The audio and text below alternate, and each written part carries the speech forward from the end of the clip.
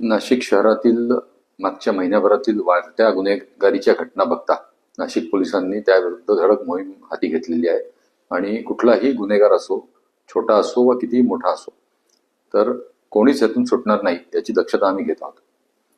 आम्ही वेगवेगळ्या प्रकारच्या मोहीम हातात घेतलेल्या आहेत. म्हणजे ते टवाळखोर मोहीम असेल किंवा ज्या ठिकाणी अवैध मद्य विक्री होते ती टपऱ्या पाडणं असेल किंवा प्रिव्हेंटिव्ह ऍक्शन्स घेणं, जे रेकॉर्डवरचे गुन्हेगार असतील, गँगस्टर्स असतील किंवा जे मोठे काही गुन्हेगार आहेत की ज्यांनी मागच्या काही फायरिंगच्या इन्सिडेंट्समध्ये त्यांची नावं निष्पन्न झालेली आहेत, तर त्या सगळ्यांच्या मागे आम्ही लागलेलो आहे. त्यातील अनेक जणांवर आम्ही कारवाई केलेली आहे आणि एक पोलिसांबद्दल विश्वास निर्माण होईल अशा प्रकारचा एक मेसेज आपल्या मार्फतीने, माध्यमांच्या मार्फतीने जनतेकडे जावा ही नाशिक पोलिसांची आपल्याला विनंती आहे. माझे पूर्ण नाशिक मधील नागरिकांना आव्हान आहे की पोलिसांवर विश्वास ठेवा.